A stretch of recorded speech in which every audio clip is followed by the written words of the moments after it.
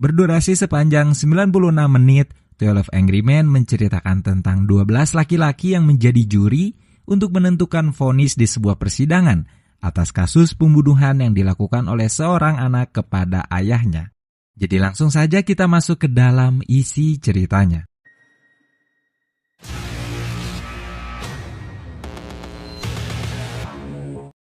Film dibuka dengan memperlihatkan jalannya persidangan atas kasus pembunuhan yang menjadikan seorang anak sebagai tersangka. Untuk memberikan keputusan vonisnya, hakim meminta para dewan juri menentukan suara dan putusan di luar ruang persidangan atas bersalah atau tidaknya anak tersebut. Jika para dewan juri memutuskan memberi suara bulat bahwa anak tersebut bersalah, maka vonis hukuman mati akan dijatuhkan. Setelah memberikan penjelasan, para dewan juri diminta pergi ke sebuah ruangan untuk berdiskusi mengenai putusan vonisnya. In the event that you find the accused guilty, death sentence is mandatory in this case. The jury will now retire.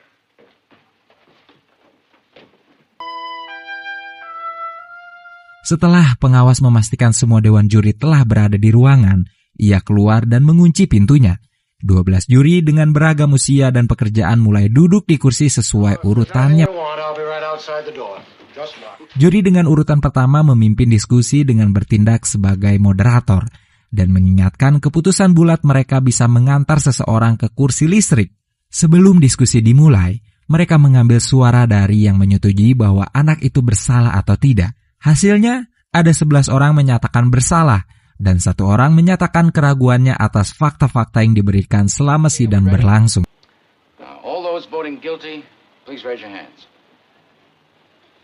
Juri ke-8 adalah satu-satunya orang yang menyatakan keraguan. Ia menginginkan agar mereka membahas kasus ini. Dengan pertimbangannya, ia ingin mereka semua membahas dan memeriksa fakta-fakta yang diberikan terlebih dahulu sebelum memutuskan dengan mudah bahwa anak itu bersalah serta mengirimnya ke bangku listrik.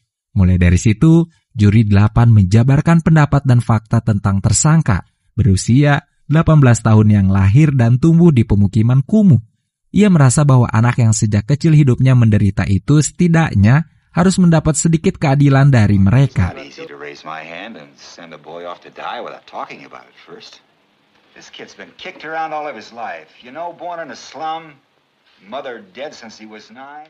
12 orang di dalam ruangan itu mulai mengutarakan alasan-alasan mereka atas pernyataan yang dipilih, menyebutkan fakta-fakta lapangan yang mereka yakini sebagai kebenaran. Juri nomor 3 menyebutkan 2 fakta yang ia dapatkan dari ruang persidangan, bahwa seorang lelaki tua yang tinggal di bawah kamar pembunuhan itu terjadi, mendengarkan suara keras seperti pertengkaran dan suara anak itu berteriak, "Aku akan membunuhmu." Lalu tubuh yang berdebam jatuh. Bahkan pria tua itu memberikan kesaksian bahwa ia melihat anak tersebut turun dari tangga dengan terburu-buru.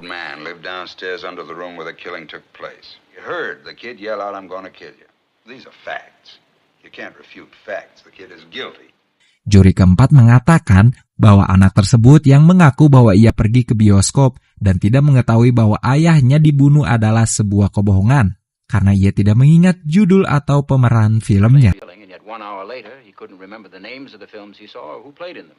Juri 10 menyela urutan bicara dengan memberikan fakta lain tentang wanita yang memberikan kesaksian bahwa melihat anak itu membunuh ayahnya dari jendelanya yang berseberangan dengan jendela apartemen anak itu. Namun, juri 8 mulai menyangkal dan mempertanyakan fakta yang telah disebutkan.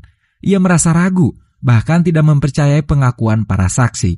Suasana menjadi sedikit menegangkan karena juri ke-10 tersulut emosinya, merasa bahwa juri ke-8 adalah seseorang yang sok pintar.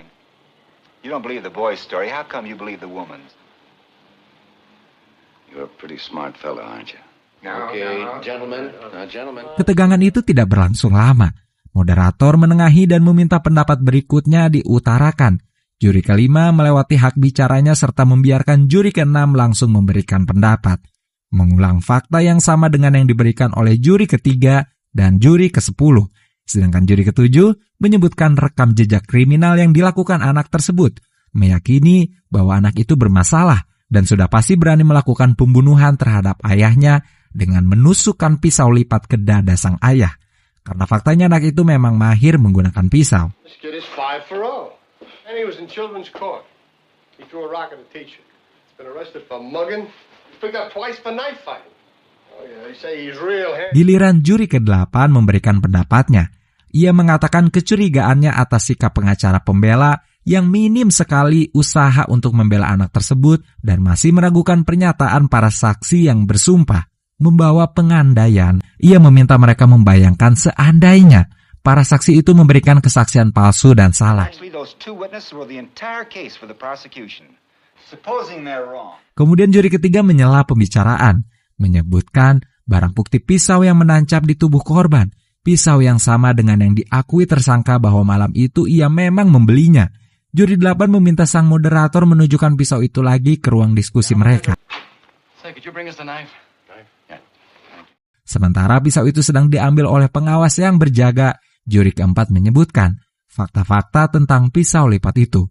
Tersangka memang mengakui bahwa ia membelinya di toko barang bekas dan si penjual mengatakan bahwa anak itu adalah satu-satunya pisau yang dimiliki di tokonya. Kemudian, tersangka menunjukkan pisau itu kepada teman-temannya selama mereka bermain dan mengakui bahwa ia pergi ke bioskop sekitar pukul 11.30 malam. Lalu, kembali ke rumahnya pukul 3:10 pagi dengan menemukan ayahnya yang tewas dan dirinya yang ditangkap. Si anak mengakui bahwa pisau yang dibelinya hilang tanpa ia sadari selama waktu 11.30 hingga 3:10 selama di bioskop dan tak melihat pisau itu lagi. Juri 4 meyakini bahwa anak itu memberikan pengakuan bohong mengenai pisaunya dan ia tidak pergi ke bioskop sama sekali malam itu.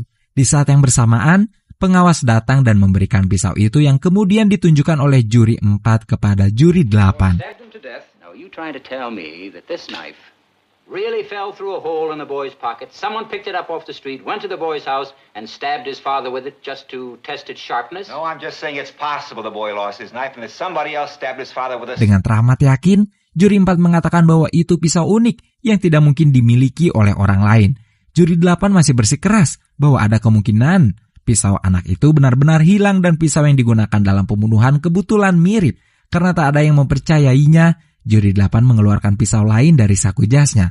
Pisau yang sama persis dengan yang digunakan dalam pembunuhan. Yang lain sontak menghampiri dan melihat pisau itu lebih dekat.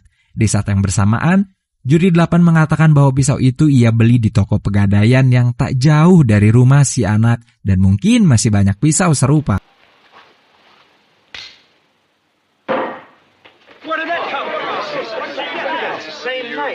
I bought that in a little pawn shop just 2 blocks from the boy's house. It cost $6. Masih banyak yang tak mendukung pemikiran dan pernyataan itu. Beberapa juri bersikeras dengan keyakinannya atas fakta-fakta yang mereka dapatkan. Juri 8 menginginkan voting ulang dengan kertas suara yang dirahasiakan. Mereka melakukannya, suara yang memutuskan bahwa anak itu tidak bersalah bertambah 1. Juri ketiga menuduh bahwa juri 5 adalah orang yang memberikan suara tersebut. Menuduh orang yang salah karena yang mengubah keputusannya adalah juri 9 yang mengakui perbuatannya.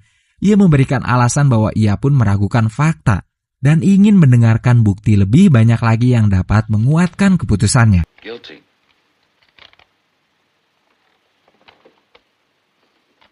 Not guilty. Boy, how do you like that? What made you change your vote? He didn't change his vote. I did.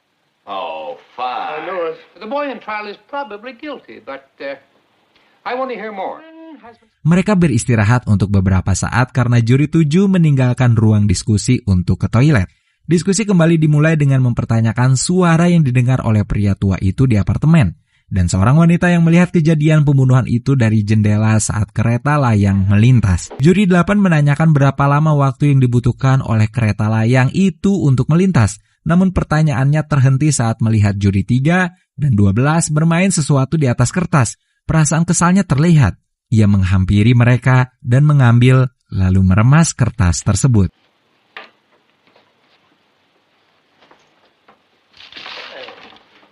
This isn't a game. The absolute nerve. All right, forget.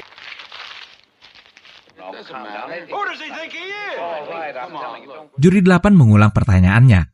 2 orang memberi perkiraan dan menyepakati bahwa butuh waktu 10 detik untuk satu gerbong kereta melintas. Berdasarkan pengakuan wanita di seberang apartemen, ia melihat pembunuhan itu saat 2 gerbong terakhir melintas. Dengan menggabungkan 2 pengakuan, Juri 8 mulai memberikan asumsi bahwa pengakuan yang diberikan pria tua di apartemen tempat terjadinya pembunuhan itu tidak mungkin terjadi. Pria tua itu tidak mungkin bisa mendengar sesuatu dengan jelas jika di saat yang bersamaan kereta layang sedang melintas. Has anybody any idea how long it takes an elevator train going at medium speed to... 10 seconds is about right. All right, say 10 seconds. Window is open and the train goes by, the noise is almost unbearable. You can hardly hear yourself think. All right, you can't hear yourself. Juri 3 menyangkal hal tersebut dan mulai mempertanyakan untuk apa pria tua itu memberikan kesaksian palsu. Yang langsung dijawab oleh juri 9 bahwa pria tua itu mungkin saja hanya menginginkan perhatian publik. Ia menjelaskan apa yang membuatnya berasumsi demikian. Juri 9 mengakui bahwa ia sudah sejak awal memperhatikan pria yang sangat tua itu. Menurut juri 9, pria itu hanya orang tua yang penakut, tertutup, dan tak pernah menjadi siapa-siapa sepanjang hidupnya. Dengan segala asumsi itu, juri 9 merasa bahwa si pria tua hanya menginginkan perhatian agar dapat memenuhi egonya untuk menjadi seseorang yang punya arti dan didengarkan. Might lie.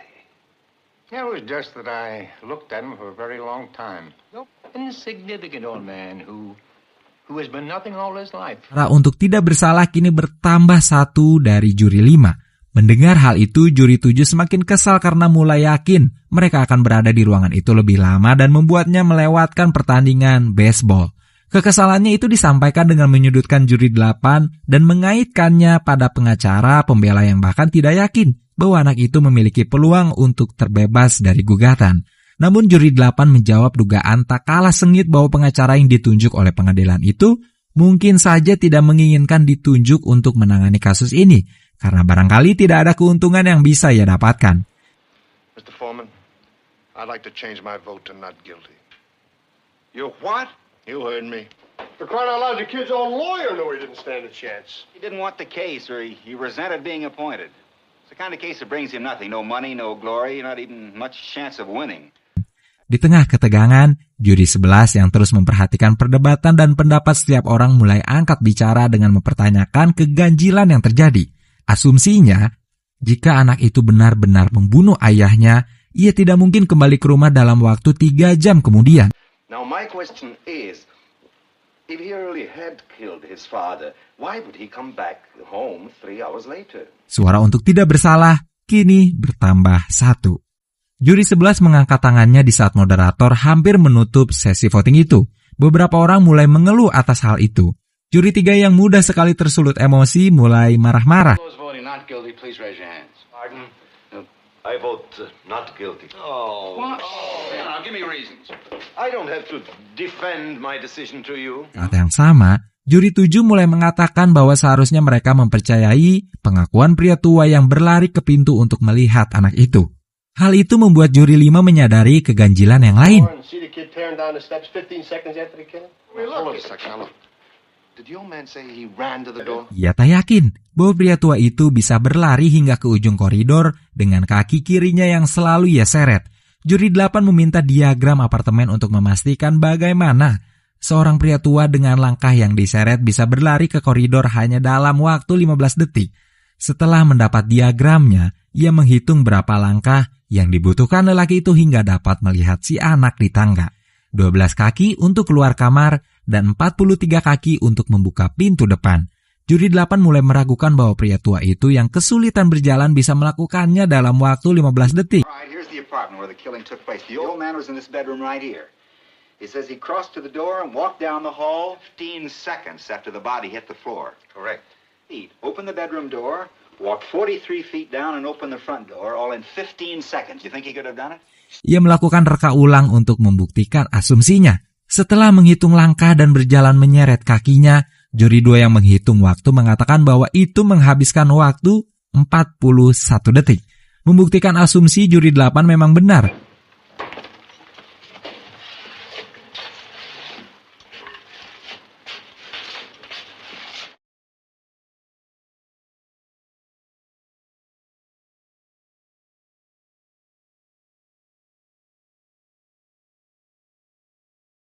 Right. What's the time? Exactly 41 seconds. Juri 3 berteriak emosi dan dibalas oleh juri 8 dengan mengatakan, bahwa juri 3 bertindak seperti pemberi hukuman publik serta mengungkap bahwa keinginan memutuskan anak itu bersalah hanya karena perasaan pribadi, bukan karena berdasar fakta. Hal itu membuat emosi juri 3 meledak dan ingin menghajar juri 8 serta berteriak ingin membunuhnya. What's the matter with you guys? You all know he's guilty. He's got to burn. You're letting him slip through our fingers. Slip through our fingers? Are you his executioner? I'm one of them. Ever since you walked into this room, you've been acting like a self-appointed public avenger. You want to see this boy die because you personally want it, not because of the facts. You're a sadist. Ketegangan itu mereda setelah pengawas masuk dan juri 1 memberikan diagram apartemennya. Semuanya kembali duduk di kursi masing-masing. Juri 11 menenangkan mereka sebelum memulai pembahasan kembali. Juri 6 meminta voting kembali sebelum pembahasan dimulai. Hasil suara mereka kini imbang, 6 lawan 6. Fighting. That's not why we are here to fight. We have a responsibility. Maybe we should take another vote.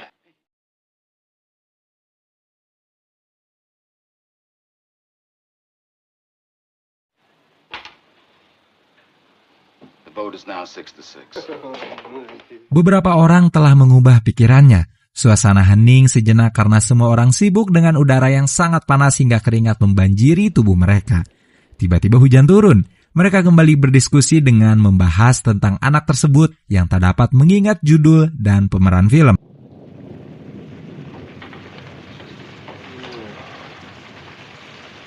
These are the movies, or the stars who appeared in them. It's the only alibi the boy offered. Juri 8 mengemukakan alasan-alasan masuk akal yang mungkin saja terjadi pada si anak yang dalam tekanan emosi hingga ia tak dapat mengingat hal itu saat sedang diinterogasi.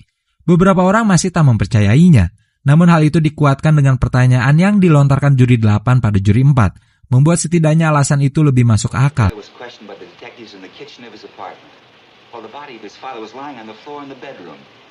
You think you could remember details under those circumstances? I do. Under great emotional stress? Under great emotional stress. I was home. Before that, Monday night, my wife and I went. Remarkable Mrs. It's called The Amazing Mrs. Bainbridge. Yes, The Amazing Mrs. Bainbridge. I think that's right. And you weren't under an emotional stress, were you? No. Juri 2 mulai mempertanyakan keraguannya bagaimana seorang anak yang lebih pendek dari ayahnya bisa menikamkan pisau ke dada dengan tepat. Juri 3 ingin melakukan sebuah demonstrasi pembunuhan itu.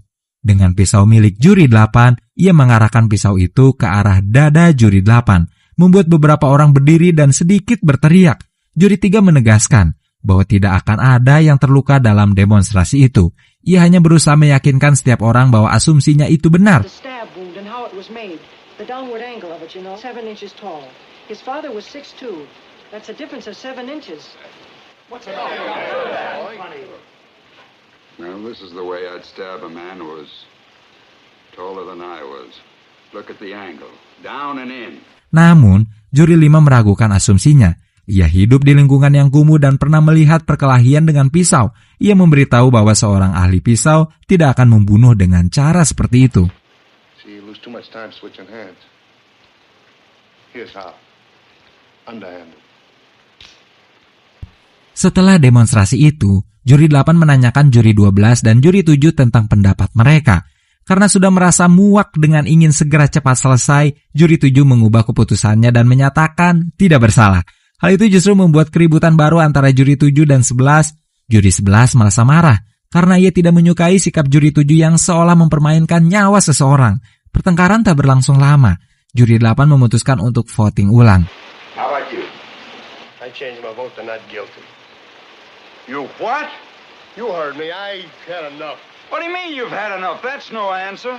Want to vote not guilty, then do it because you are convinced the man is not guilty, not because you've had enough. Want another vote?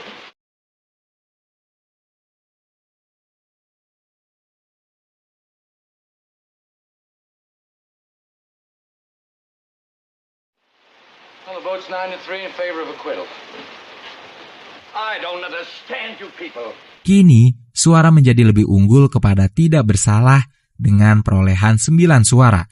Juri 3, 4, dan 10 masih konsisten dengan pilihan bersalahnya. Juri 10 mulai berteriak, mengungkapkan kekesalannya dan membuat hampir semua juri meninggalkan kursinya. Ia kemudian terdiam, duduk di kursi berbeda. Listen to me. Sit down and don't open your mouth again. Juri 8 mulai memimpin diskusi lagi dan mempertanyakan alasan mengapa ketiga juri masih bersikeras dengan pendapat mereka. Juri 4 mengemukakan 2 alasannya dan membahas seorang wanita yang menjadi saksi mata. Perdebatan kecil terjadi. Juri 3 mengatakan ingin voting ulang dan menekan juri 12 sehingga ia berubah pendapat menjadi bersalah kembali. Unless it's sure. We 9 can't understand how you 3 are still so sure. 1, the evidence given by the woman across the street who actually saw the murder committed. And 2, the fact that she described the stabbing by saying she saw the boy raise his arm over his head and stab down into the father's chest. Pretty complicated business. Throw out all the other evidence. The woman saw him do it. What else do you want? Yeah, well, maybe... Let's vote on it. All right, I'm changing my vote. He's guilty. Mereka memutuskan tenggat waktu agar diskusi mereka cepat selesai. Saat juri 4 mengatakan tenggat waktu mereka, ia yang sedang melepas kacamatanya dan memijit hidungnya. Hal itu membuat juri 9 mengingat sesuatu tentang wanita saksi mata. Ia mengatakan bahwa wanita tersebut memiliki cekungan yang sama dengan yang dimiliki juri 4 karena memakai kacamata. Itu membuktikan bahwa wanita itu sebelumnya memakai kacamata. Beberapa orang mulai mengingat penampilan dan sikap wanita itu. Suara berubah. Sekarang 11 suara untuk putusan tidak bersalah. It's 6:15. Someone before mentioned 7 o'clock. You well? I feel perfectly well, thank you. This has made those 2 deep impressions in the sides of your nose. You come on already with the optometrist bit? The woman who testified that she saw the killing had those same marks on the sides of her nose. Holy smokes, you know he's right. Split second later, she couldn't have had time to put them on there. Wait a second. Here's another guess. Maybe she honestly thought she saw the boy kill his father. I say she only saw a blur. Juri 3 masih bersikeras untuk pendapatnya. Suaranya keras dan marah membantah seluruh fakta yang ada. Semua orang hanya terdiam sambil menatapnya karena memahami bahwa hal itu dilakukan atas perasaan pribadinya. You think he's guilty? I think he's guilty. Possible? Not guilty. I'm convinced. Not guilty. You're alone. It's your right. I bet you $5,000 I'd remember the movies I saw. Sure, you can take all the time, hobble around the room, but you can't prove it.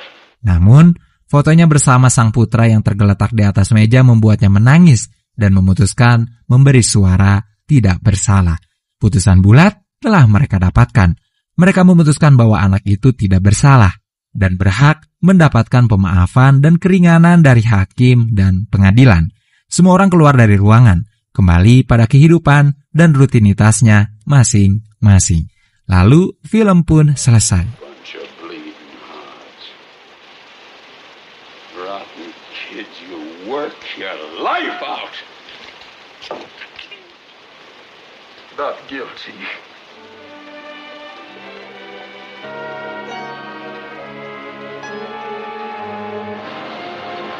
Well, so long. 12 Angry Men telah mampu memikat sejak menit-menit awal. Karakter-karakter yang tidak diberi nama selain melalui urutannya, saya pikir adalah faktor utama keberhasilan film sepanjang ceritanya lebih banyak dihabiskan di satu ruangan itu. Tiap karakternya digambarkan dengan baik dengan kepribadian masing-masing. Plot cerita yang disajikan memang sederhana, namun brilian. Sebagai film klasik, 12 Angry Men benar-benar menjadi yang terbaik menurut pandangan saya. Emosi, ketegangan, konflik, ketiganya tergambarkan dengan baik melalui bidikan kamera yang mulus dan berpusat pada elemen paling penting, yaitu karakter-karakternya. Ini mungkin bisa menjadi film yang dikatakan sempurna dalam kesederhanaannya. Segitu saja teman-teman pembahasan film kita kali ini. Terima kasih untuk kalian yang menonton konten ini sampai akhir. Sekali lagi, terima kasih. Dan wassalamualaikum warahmatullahi wabarakatuh.